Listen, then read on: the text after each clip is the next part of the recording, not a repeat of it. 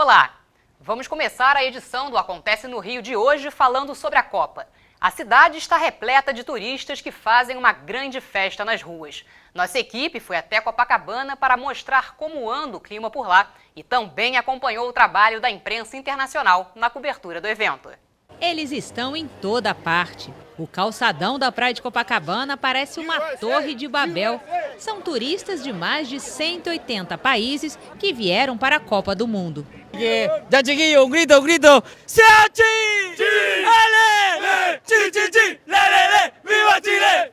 A maioria dos visitantes vem ao Brasil pela primeira vez, como esse torcedor da Bósnia.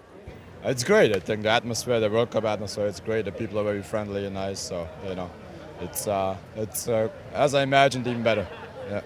So it's been a great experience so far.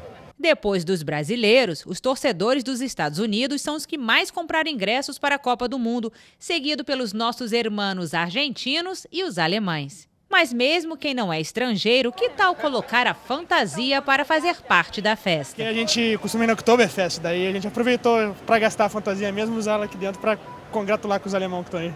Festa é o que está à praia, mas é só os argentinos começarem a animação que a rivalidade logo aparece.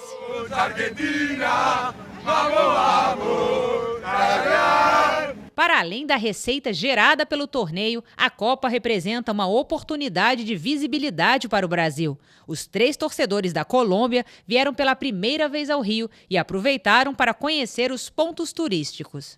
Viendo la ciudad, las escaleras de Celarón.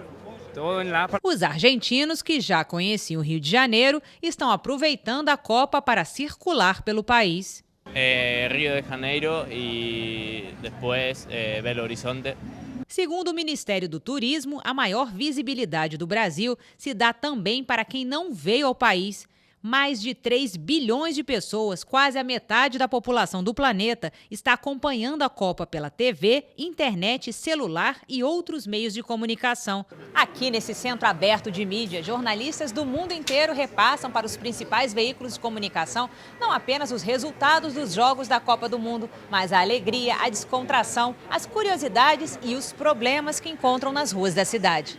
O jornalista Ivan Nunes, da TV chilena, está no Brasil pela 8ª vez e percebe as mudanças na cidade do Rio de Janeiro. Mucha obra en pleno desarrollo, el Transcarioca, la línea 4 del metro, que tiene un poquito congestionado el tránsito, pero el resto está impecable. Beautiful, I think the people here, the food, the beach, the view is wonderful, I think. But a little problem is the security. Yeah, you know, in last night in the Fan Fest in Copacabana, my cell phone has been stolen.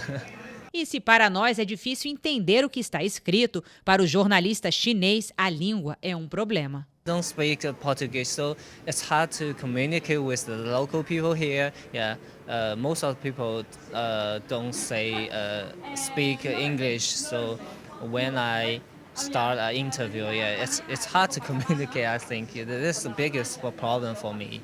I think I've been watching the mood here on the streets in Brazil, and I'm going to the stadium and talking to people. There's so much excitement about football and everything happening here, the cultural activities. I think this is going to be the best World Cup ever in the history of football. O jornalista mexicano utiliza as belas imagens da cidade como cartão postal das suas reportagens. Aquí tenemos justamente una revisión de nota de las bondades turísticas, que realmente en toda América Latina sufrimos prácticamente lo mismo de violencia, de cuidarse, ¿no? Entonces aquí Brasil como experiencia turística es única y es algo de que nosotros estamos en NRM Comunicaciones México obligados a enviar a dar este servicio para conocer más Brasil, no solamente es fútbol Brasil.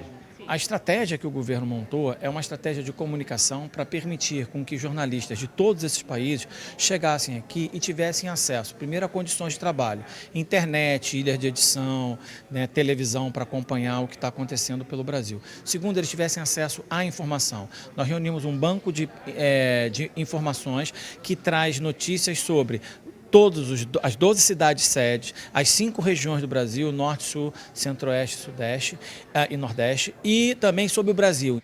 Comissão Especial de Combate ao Transporte Escolar Irregular promoveu audiência pública na Câmara Municipal. O objetivo é propor políticas públicas para garantir a segurança do transporte de alunos na cidade. O vereador Tio Carlos presidiu no plenário da Câmara Municipal uma audiência pública com a finalidade de propor políticas públicas de combate ao transporte ilegal na cidade do Rio de Janeiro.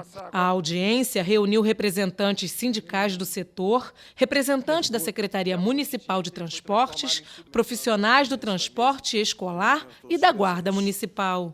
Durante a audiência, os participantes tentaram apontar soluções para maior eficiência e segurança no transporte das crianças para as escolas. Hoje, tenho certeza absoluta que a Secretaria Municipal de Transporte assume um compromisso permanente, não só na fiscalização, como também escutando os pleitos dos que estão aí trabalhando de forma ordeira, forma legalizada, de atender os pleitos para que a gente tenha o fomento maior, para que aquele que hoje transporta de forma ilegal, aquele que diz que a burocracia para a legalização é muito grande, que ele possa ter uma resposta na melhoria desses serviços da Prefeitura para que possam buscar a legalização. O fechamento da última sala de cinema tradicional do centro levantou a discussão sobre os espaços destinados à exibição de filmes. Fim. Será? O Cine Leblon está prestes a fechar porque passa por uma crise financeira. Para o cinema se tornar economicamente viável, o Grupo Severiano Ribeiro, proprietário do imóvel, divulgou um projeto de transformar o espaço em um complexo cultural e em um prédio comercial. O problema é que o projeto foi vetado pelo Conselho Municipal de Proteção do Patrimônio Cultural do Rio e que, em nota, disse que não há área edificável sobre um bem tombado. O Instituto Rio Patrimônio da Humanidade tombou o imóvel em estilo Art Deco em 2011. O prefeito Eduardo Paes prometeu intervir nessa polêmica para que o cinema, inaugurado em 1951, não tenha em breve a sua última sessão e para que o imóvel não seja vendido para uma igreja ou loja de departamento. O projeto preserva toda a fachada do prédio, então, do ponto de vista de patrimônio histórico, aquilo está preservado. O que ele faz é acrescentar um edifício de 5 andares que está dentro do gabarito daquela área, daquela região, para justamente gerar a sustentabilidade do empreendimento cultural. Eu acho que o cinema é rentável, sobretudo o cinema de rua, porque ele propicia o encontro, ele propicia a troca de informação, ele vai muito além do home theater, por exemplo. Então, o fim do cinema de rua, sobretudo no Rio de Janeiro, que tem uma tradição muito forte cinematográfica, é também um fim da nossa própria cultura. Esse caso do Cinema Leblon eu acho um absurdo, tem que liberar a construção do edifício, enfim, as coisas que os proprietários estão pedindo para que a sala continue a existir. Né? Essa coisa, o patrimônio tem um certo limite, o patrimônio deve ser preservado, mas com o limite dos direitos do seu proprietário. Né? Mas o Cine Leblon não é o único que corre o risco de ter a última sessão. O Cine Odeon, último cinema em atividade da Cinelândia, que ano que vem completa 90 anos, está fechado para obras. A previsão é que o cinema seja reaberto em setembro para o Festival do Rio, mas a continuidade das sessões ainda é uma incógnita. O que é preciso fazer ali é juntar os agentes interessados, quer dizer, os exibidores, os proprietários do imóvel e também, claro, a prefeitura, para se construir uma equação de sustentabilidade. O fechamento dessas salas de cinema abriu os olhos da população para um processo que já acontece há anos no Rio de Janeiro, o fim dos cinemas de rua. No início do século XX, a região central da cidade se ampliava com a reforma urbanística de Pereira Passos.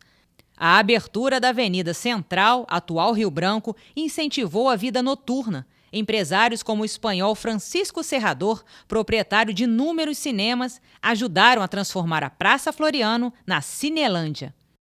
Nas décadas de 30 e 40, as salas de cinema invadiram as ruas da cidade. A Tijuca chegou a ter 34 salas e o maior cinema da América Latina, o Cine Olinda, com cerca de 3.500 lugares. A Tijuca era a segunda Cinelândia da cidade. Mas na década de 80, os palácios da sétima arte começaram a fechar suas portas. E os que lutaram para não fechar as cortinas tiveram que se adaptar.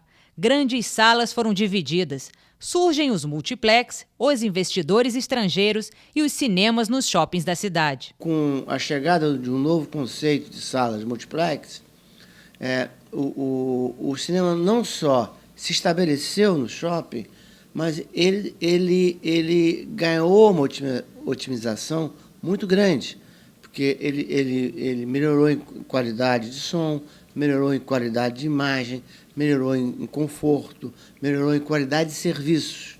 Então, o cinema de rua, coitado, ele ficou numa competição muito desleal. O Brasil, que já teve um parque exibidor vigoroso e descentralizado, com aproximadamente 3.300 salas em 75, em 97 chegou a ter um pouco mais de 1.000 salas. E agora tem 2.645 salas em todo o país, sendo que menos de 20% estão nas ruas.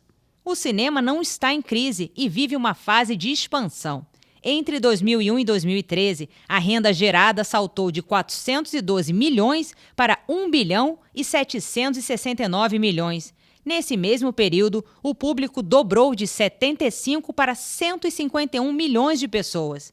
Os lançamentos de filmes triplicaram e o cinema nacional tem uma grande responsabilidade nesse índice, pois somente em 2013 foram lançados 120 filmes brasileiros. O grande preconceito que havia contra o cinema nacional, em grande parte, ele foi resolvido nos últimos 15 anos pela grande renovação e pela nova qualidade dos filmes nacionais. Mas se os cinemas de rua estão fechando, os cinemas populares são um sucesso. O Cine Nova Brasília, no Complexo do Alemão, tem a taxa anual de ocupação de 52%, quando a média das outras salas da cidade gira em torno de 25%. Essa história daria um filme. Nasceu na Zona Norte e era inconformado por ter nascido na capital cultural do país e não ter acesso aos bens culturais. Foi morar durante 11 anos em Rondônia e, quando voltou para o Rio, encontrou vários cinemas fechados. Daí decidiu, vou montar meu próprio cinema. Em 2006, nascia o Ponto Cine, a primeira rede popular de cinema digital do país. Adailton, qual é a continuação dessa história?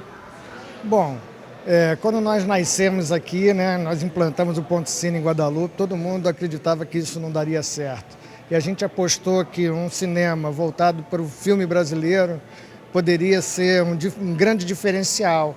E a gente mostrou que isso era possível, nós chegamos aqui, era um público virgem praticamente, não tinha o hábito de ir ao cinema, nós fomos formando isso e hoje nós somos a maior plateia para o cinema brasileiro. E o Acontece no Rio fica por aqui. Você pode rever este e outros programas no site da Câmara. Acesse câmara.rj.gov.br. Até a próxima.